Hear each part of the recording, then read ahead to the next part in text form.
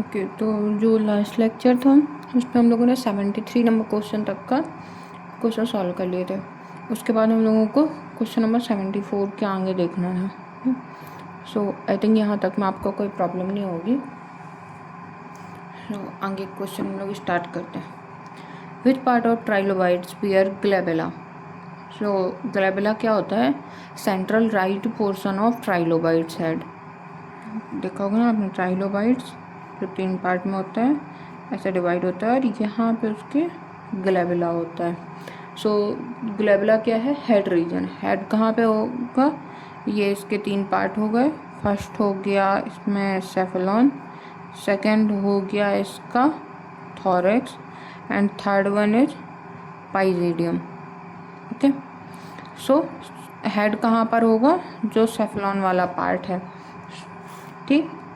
So glabella is central right part of trilobite's head and the head region is called cephalon.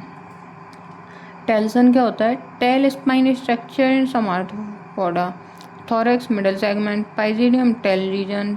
So correct answer is cephalon. Question 75, an umbo of lamellibranch pointing towards interior. अब जो lamellae branch क्या होता है, उसका अम्बो किस direction में point कर, जैसे ये अपवर्ड कर रहा है, हो सकता है कि ये ऐसा कर रहा हो। सॉरी, ड्राइंग स्किल थोड़ी ज़्यादा अच्छी है, उसके लिए सॉरी। कुछ ऐसे भी पॉइंट कर सकता है। Okay, so in lamellibranchia direction of umbo किस चीज़ में हेल्प करता है? उसके आइडेंटिफिकेशन में, कौन सा है कौन सा नहीं है। एक सेकेंड, आधा ही दिख रहा है आपको। ओके, अब क्लियर हो रहा होगा। सो जो अम्बो होता है, जो एंटीरियर की तरफ वो करता है, शो करता है लैमली बैंड में पॉइंटिंग एंटीरियर की, उसको क्या बोलते हैं? ओपिस्टोगायर। ओपिस्टोगायर मतलब अम्बो, या फिर अम्बो की जगह कई बार आपसे बीक पूछ सकता है, BEAK, बीक पॉइंट। ओके, तो ओपिस्टोगायर होता है जब पोस्टीरियर की तरफ हो, पोस्टीरियर, एंड प्रोसोगायर फॉर एंटीरियर। तो जैसे इसमें पूछा एंटीरियर, वैसे पोस्टीरियर पूछ सकते हैं। पोस्टीरियर मीन्स प्रोसोगायर, ओपिस्टोगायर, और एंटीरियर मीन्स प्रोसोगायर। तो ऐसे कन्फ्यूजन होता है इनमें, थोड़ा अच्छे से याद रखिएगा। ओके, एंटीरियर कर्वेचर एंड ऑर्थोगायर होता है जब स्ट्रेट एंड अपवर्ड एम्बो होता है। स्पाइरल ऐसे कोई टर्मिनोलॉजी होती नहीं है इसमें। So correct answer is prosogyre. The vertical interval and horizontal equivalent indicate.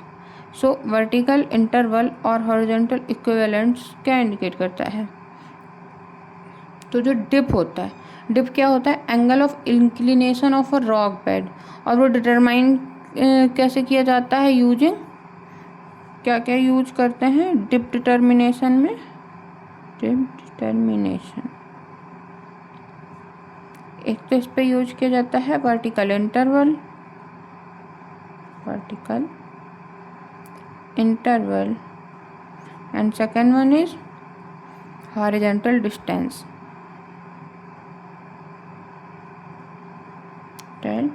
Distance. Okay, so जो एक्सियल प्लेन, अब ऑप्शन देखते हैं। एक्सियल प्लेन, एक्सियल प्लेन क्या होता है? Imaginary plane dividing fold symmetrically. Fold axis क्या होती है? Line joining points of maximum curvature. Dip ना करेक्ट आंसर। स्ट्राइक क्या है? Horizontal direction of rock bed. So इसके भी आई थिंक सारे ऑप्शन क्लियर होंगे। Question 77, when younger beds are surrounded by older beds the structure is termed as inlier, outlier, marine transgression, marine regression.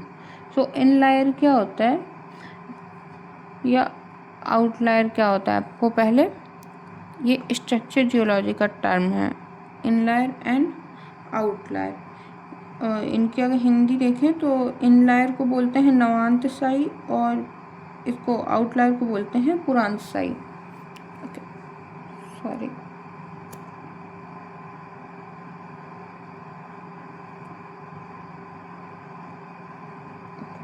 Sorry for the disturbance.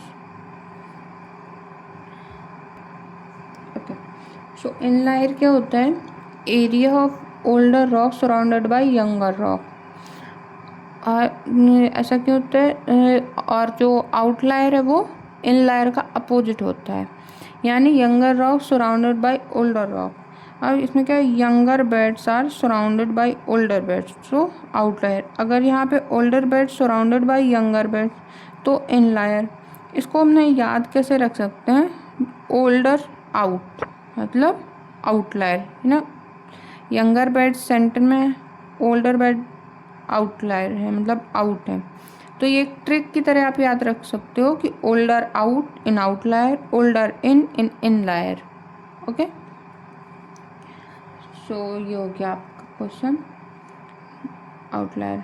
फिर next question है, the intersection line between axial plane and limb of fold is apparent straight line, fold axis and wavelength. So fold axis क्या होती है आपकी? Fold axis is a line formed by intersection of axial plane with folded bed. It represents maximum curvature line of the fold. So if this is a fold, this is maximum curvature line. अगर ये 3D में आप imagine करो तो ये जो पीछे के इसके फोल्ड होंगे तो ये ऐसे जा रही होगी ना, मैक्सिमम कर्वेचर से इनके होते हुए जा रही होगी, ओके, एक्सियल प्लेन की तरह। सो ये इंटरसेक्शन क्या है? एक्सियल प्लेन का, और ये हो गया एक्सियल प्लेन ऐसे, और ये हो गया फोल्डेड बेड। सो इन दोनों के बीच में between axial plane and limb of fold, limb क्या होती है? जो फोल्ड के ये ओके दोनों ये जो बॉडी होती हैं अपवर्ड या डाउनवर्ड मूवमेंट कर रही होती हैं उनको बोलते हैं limb.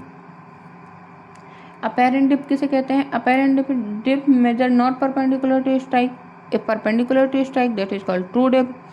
Strike line, horizontal line on inclined plane, fold axis, correct answer ये आपका। Wavelength, distance between successive fold crest, एक फोल्ड क्रस्ट दूसरा फोल्ड क्रस्ट, इन दोनों के बीच का सक्सेसिव फोल्ड क्रस्ट के बीच का difference wavelength. Okay, in an anticline, older strata present in center or core, younger strata present in core, older strata found at the top, younger strata found at the bottom. So anticline में होता क्या है? Older strata present in core. कैसे? मान लीजिए ये कोई आपका रॉक है। अब जो लॉ सुपरपोजिशन है वो क्या कहता है? जो ओल्डर रॉक है, ओल्ड, वो सबसे पहले होगी, फिर उसके बाद उसके यंगर, फिर उससे यंगर, फिर उससे यंगर, तो ये यंगेस्ट हो जाएगी। और इस पर यहाँ से भी फोर्स लग रहा है, फोर्स लग रहा है, तो ये क्या होगी? जो अभी रॉक बेड ऐसे था वो कंप्रेशन के थ्रू ऐसे हो जाएगा, ओके, तो ये इस तरीके से कर्व ले लेगा। अब जब इसने कर्व लिया यहाँ पे तो ये इस तरीके से बन गया कुछ। अब जो ये इस तरीके से बना है, ये यहाँ से ऐसा ऊपर की तरफ गया ना, तो ये जो ओल्डेस्ट बेड है, ओल्डर रॉक है, ये कहाँ रह गया? इसके सेंटर पे रह गया। अब अगर ये ऐसा बेंड किया होता इस तरीके से, इस तरीके से, तो क्या होता? जो ये रॉक है, यंगेस्ट रॉक है, ये यहाँ सेंटर पे होती। सो एंटीक्लाइन में क्या होता है? जो ओल्डर स्ट्राटा है वो प्रेजेंट होता है, और सिनक्लाइन में क्या होता है? यंगर स्ट्राटा प्रेजेंट होता है। ओके, तो ये डिफरेंस होता है। So older strata and anticline rock bends upward due to erosion, older rock become exposed at the centre, the limb dip away from the axis, so limbs dip away. ये आपको समझना आया होगा। अगर ये देखिए, ये एक्सिस हो गई, लिम्ब क्या कर रही हैं? दूर जा रही हैं, और अगर यहीं सिनक्लाइन होता तो क्या हो रहा है? एक्सिस की ओर आ रही हैं, ठीक।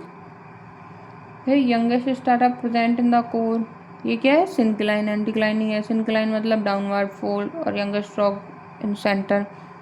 Older strata found at the top, top ऐसा कुछ आइडेंटिफाइंग फीचर नहीं होता है, कोर होता है। Younger strata found at the bottom, same, bottom भी ऐसा कोई फीचर नहीं होता है। Horst and graben structure is related to fold, fault, joint and unconformity. So horst and graben क्या होता है?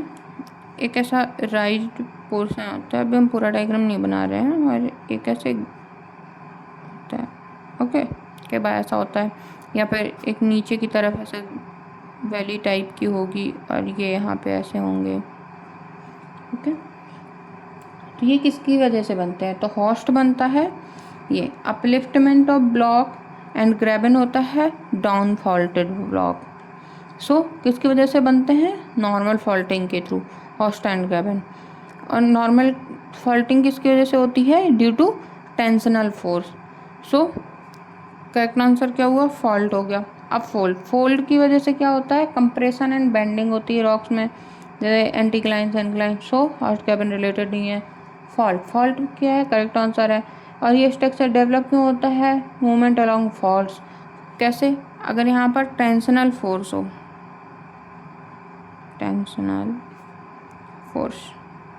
टेंशनल फोर्स की वजह से क्या होगा, नॉर्मल फॉल्टिंग। नॉर्मल फॉल्टिंग की वजह से क्या होंगे, horst and graben structure form हो जाएंगे। फिर जॉइंट्स क्या होता है, joints are cracks without the displacement. अब जब डिस्प्लेसमेंट ही नहीं हुआ तो अपवर्ड एंड डाउनवर्ड मूवमेंट कैसे होगा। Unconformity is a gap in between geological record. मान लो ये कोई सा बेड है, ये फॉर्म हो रहा है, उसके बाद में कुछ टाइम का ब्रेक हो गया, या फिर ये बेड कुछ इरोड हो गया, कुछ टाइम कोई डिपोजिशन नहीं हुआ, इरोजन हो गया, अगेन वहाँ पर कोई दूसरा बेड फॉर्म हो रहा है, ये जो गैप है इसको क्या बोलते हैं, unconformity. Okay, so I think यहाँ तक आपका क्लियर होगा। फिर question number 81। In a confined aquifer, the water table in a well usually rise above the top of the aquifer. If it is the case, the well is known as. तो पहले आप क्या देखो, confined and unconfined aquifer क्या होता है। Confined aquifer होता है कि जो एक्यूफर है उसके अपर एंड लोअर दोनों साइड बाउंडिंग सरफेस हो, कैसी, परमिएबल बाउंडिंग सरफेस होगी, और यहाँ पे बीच में एक्यूफर होगा। ये रिचार्ज कैसे करेगा, ऐसे जाके कहीं पे ऊपर अपर सरफेस में कर्व लेके होगा और यहाँ पर से रिचार्ज कर रहा होगा। अब जब ये बाउंडिंग सरफेस है, ये बाउंडिंग सरफेस है, तो यहाँ पे जो वही एक्यूफर है वहाँ पे वाटर कैसा होगा, बहुत ज़्यादा प्रेशर के थ्रू कन्फाइंड हो रखा होगा, इसीलिए इसका नाम क्या है, कन्फाइंड एक्यूफर। वो कन्फाइंड करके रखता है। और जो अनकन्फाइंड है उसमें लोअर में तो है पर अपर में नहीं होगी आपकी, ओके। तो यहाँ पे जो फोर्स है वो भी कम होगा। अब सोचो, अगर किसी चीज़ पे ऐसा पिस्टन होता है ना, पिस्टन पढ़ते थे अपन फिजिक्स केमिस्ट्री में 11th 12th में, सभी मैथ या बायो के बैकग्राउंड से ही हो गया। तो ऐसे एक पिस्टन पढ़ते थे, वो पिस्टन किस लिए काम होता था, फोर्स लगाने के लिए। अभी भी हम देख सकते हैं कुछ ऐसी चीज़ें होती हैं, जैसे कैसे होता है उसके ऊपर एक ऐसे लगा होता है, और ये जो पेन है ये हैंडल को पकड़ के ऐसे हम नीचे की तरफ फोर्स दे सकते हैं, तो जो नीचे की चीज़ें हैं वो कंप्रेस हो जाती हैं। सो अब यहाँ पर आप पंचर करो, जो ये कन्फाइंड एरिया है, तो वहाँ पर वेल से वाटर कैसे निकलेगा, बहुत ज़्यादा प्रेशर के थ्रू निकलेगा, है ना। सो कन्फाइंड एक्यूफर क्या होते हैं, ट्रैप होते हैं बिटवीन इम्परमिएबल लेवल, जिसकी वजह से प्रेशर बहुत ज़्यादा होता है और water rise automatically in the well. जो भी आप वेल डग करोगे उसमें क्या होगा, वाटर ऑटोमेटिकली राइज कर जाएगा, ठीक है। सो डग वेल क्या होते हैं, सैलो मैनुअली डग वेल। अब जो डग वेल आपने मैनुअली बनाया है वो इतना तो नहीं जा सकता है ना कि इम्परवियस लेयर को ही डग करके आप निकाल लो, इतना इजली नहीं निकलती इम्परवियस लेयर्स, और काफ़ी डेप्थ में भी होती है। Dry well, a well without sufficient water. जब एक्यूफर में वाटर आपका, जब एक्यूफर में वेल बना रहे हो तो फिर वाटर तो होना ही चाहिए, तो ये भी ऑप्शन गलत। मीडियम वेल, ऐसा कुछ टर्म ही नहीं है। आर्टिसन वेल ये करेक्ट आंसर होगा, क्योंकि जो प्रेशर है वो क्या करेगा, वाटर लेवल को राइज करेगा अबव द एक्यूफर टॉप, जो एक्यूफर है उसके टॉप तक ले जाएगा, और इसको बोलते हैं आर्टिसन वेल। सो कन्फाइंड एक्यूफर प्रेशर जो कि क्या करता है, वाटर राइज करता है वेल में, और उस वेल को क्या कहते हैं, artisan well, okay. Next question, the procedure for predicting the availability of groundwater is known as precipitation, groundwater exploration, groundwater regeneration, desertification.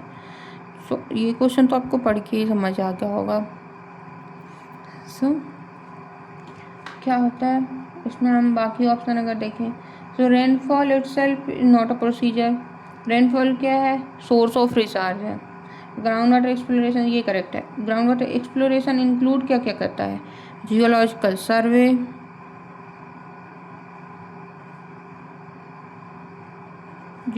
Survey, geophysical survey,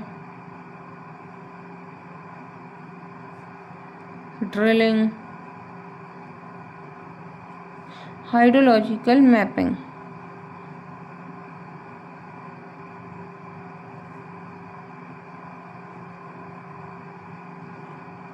okay, और इसका पर्पस क्या होता है, लोकेट ग्राउंड वाटर और एस्टिमेट क्वांटिटी एंड क्वालिटी। ठीक, ground water regeneration ऐसा कुछ नहीं होता। डेजर्टिफिकेशन मतलब लैंड डिग्रेडेशन इन एरिड रीजन, तो ये भी ऐसा कुछ है नहीं इस क्वेश्चन से रिलेटेड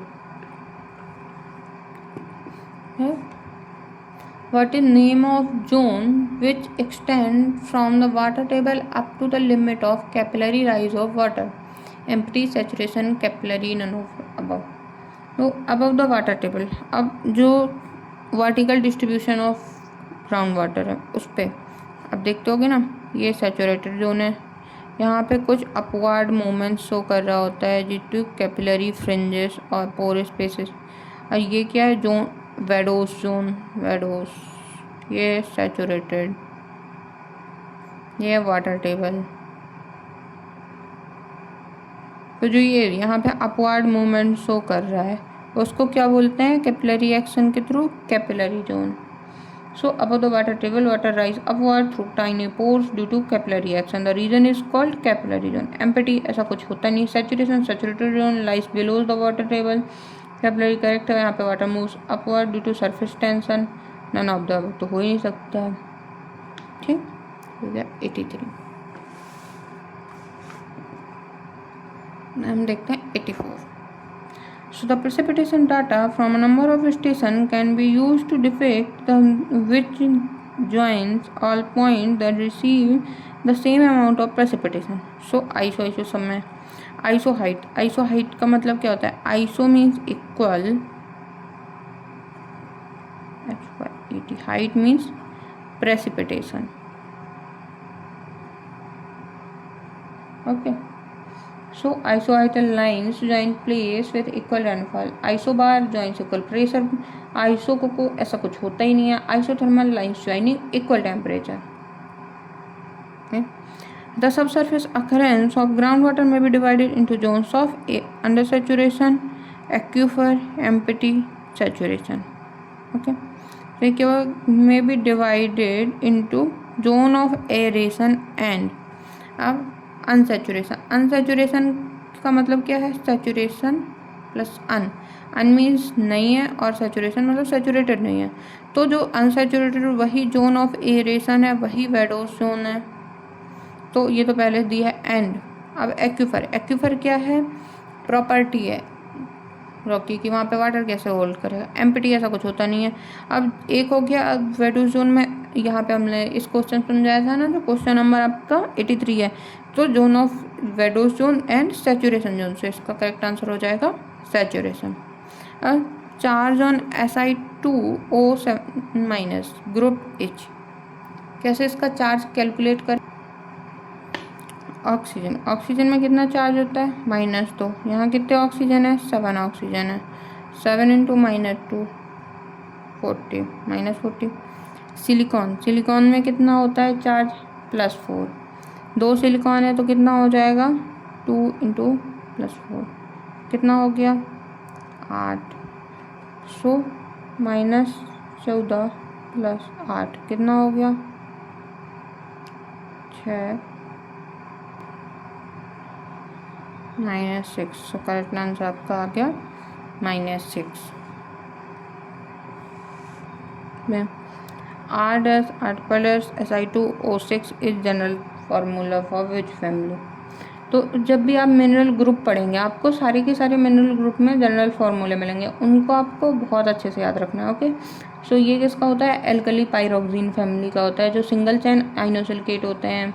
XY में भी लिखा जा सकता है, जैसे इनमें R' लिखा हुआ है वहाँ पे XY भी लिखा जा सकता है, और जहाँ पे SI दिया हुआ है वहाँ पे AL एंड SI दोनों ही आ सकता है। तो आपको याद रखना। ओलिगोन फैमिली का क्या होता है, MgFe का whole twice SiO4।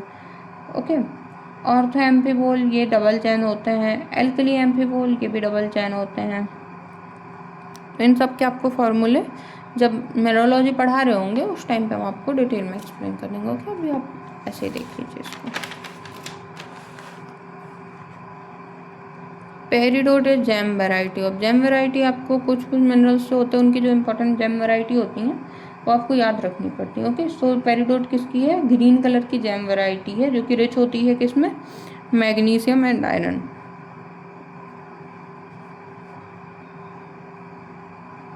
Magnesium and iron. Okay, बाकी एम्फीबोल, पायरोक्सिन ये सारे अलग अलग।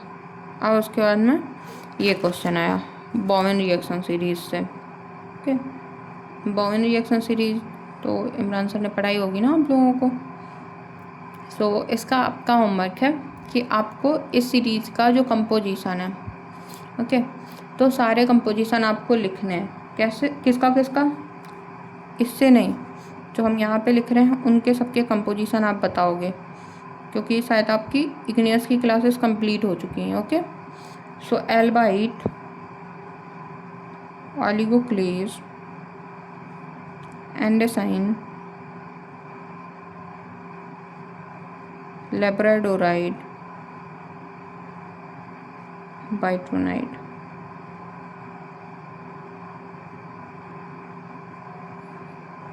किसमें कितना परसेंटेज होता है नॉर्थाइट का, आपका ये होमवर्क है आज का, ठीक है। और कल वाले का आंसर भी हमें किसी का मिला नहीं है, ट्राई करिएगा कि दे दें आंसर आप लोग।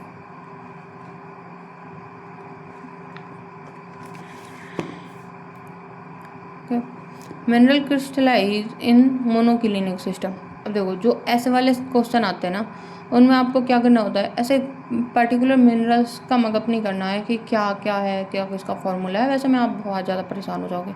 आपको क्या करना है, मिनरल आइडेंटिफाई करना है कि वो किस ग्रुप का है। जैसे यहाँ पे हॉर्नब्लैंड किसका, एम्फीबोल ग्रुप का मिनरल है।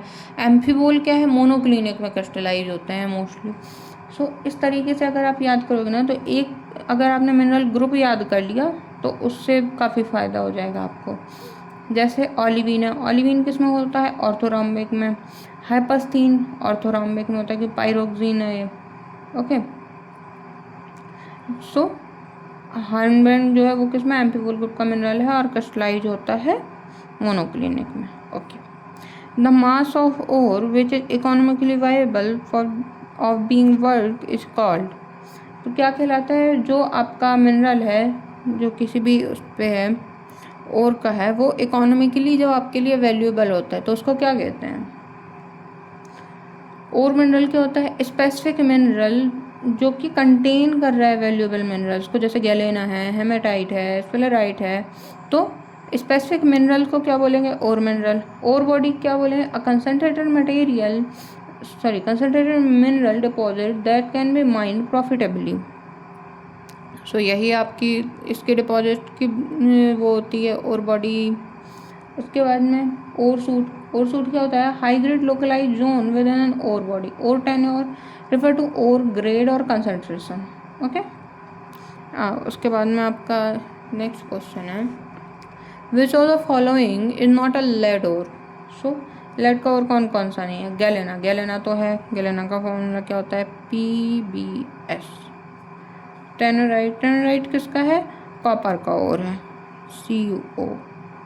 कैसिटराइट, कैसिटराइट किसका है, ये भी लेड का है, PbCO3।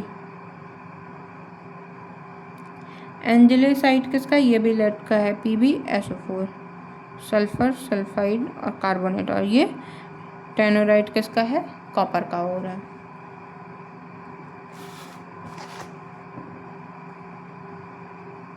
Host rock for diamond, diamond के लिए होस्ट रॉक क्या होती है, किम्बरलाइट। ओके, सो जो किम्बरलाइट पाइप्स हैं जो कि डीप मेंटल में फॉर्म हो रहे होते हैं वो होते हैं।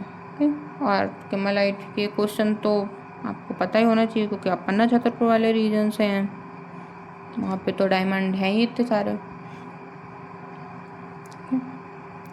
An ore body showing ladder vein structure is formed by allimagmatic, legmatic, metasomatism and hydrothermal. ये आपका किससे आया है, जो और जियोलॉजी वाला पोर्शन है उससे आ रहा है। ओके, सो और body showing ladder veins structure formed by hydrothermal fluid में क्या होता है, ये फ्रैक्चर्स वगैरह में जा करके और मिनरल्स को डिपॉजिट करता है। सो लेडर वेन्स क्या करती हैं, वो भी ऐसे क्रैक्स होती हैं और लेडर पैटर्न को शो करती है। अर्ली मैग्मेटिक डिपोजिशन क्या होता है, जो early crystallization of magma. Late magmatic deposit related to residual magma, जो अर्ली क्रिस्टलाइज हो गया उसके बाद में जो रेसिडुअल बचा है उसका क्रिस्टलाइजेशन होता है। कॉन्टैक्ट मेटासोमेटिज्म में क्या होता है, form by metasomatism near the intrusion और कॉन्टैक्ट। सो जो कॉन्टैक्ट होगा वहाँ पे जो इंट्रूजन वगैरह हो रहा है उसकी वजह से होता है। Okay, so correct answer is hydrothermal deposit. Which state is India in India is the largest producer of iron ore. So Odisha. ये तो एक्चुअल क्वेश्चन है सीधे से। आपका एक और क्वेश्चन वो है, आपको फर्स्ट तो पता हो गया कि ओडिशा है, सेकंड एंड थर्ड ये बताना है कौन है कमेंट सेक्शन में, या फिर कमेंट सेक्शन में ही बताओ, ग्रुप में तो बोलोगे ही नहीं आप लोग कभी। ओडिशा मेजर माइंस कौन कौन सी हैं, केंझोर, सुंदरगढ़ और Mayurbhanj. Okay, numerical value of absolute zero क्या होगी।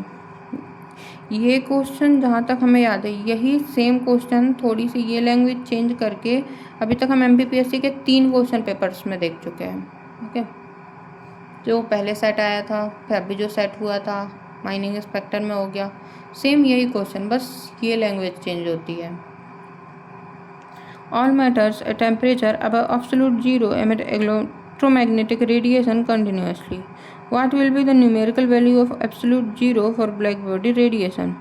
So black body radiation के लिए absolute zero क्या होता है, 0 केल्विन। 0 केल्विन मतलब क्या होता है, 273.1, कहीं कहीं 0.15 भी होगा। ओके, इतने डिग्री सेल्सियस। 100 ये तो बॉइलिंग पॉइंट ऑफ वाटर है। सेकेंड -251.7 ये तो गलत है। थर्ड सही है। फोर्थ इतना तो इम्पॉसिबल ही है, डिग्री सेल्सियस स्केल में होता ही नहीं है। ओके, सो ये हो गया आपके क्वेश्चन नंबर 96 तक। उसके बाद के हम आपको नेक्स्ट लेक्चर में कराते हैं। टोटल 150 तक क्वेश्चन है, इसमें 100 क्वेश्चन आते हैं। 50 आपके जो MPGK के हैं और 100 इसके। सो कोई डाउट हो तो बता देना, बाकी भरोसा है कि बताओगे तो है नहीं कुछ। चलो, थैंक यू।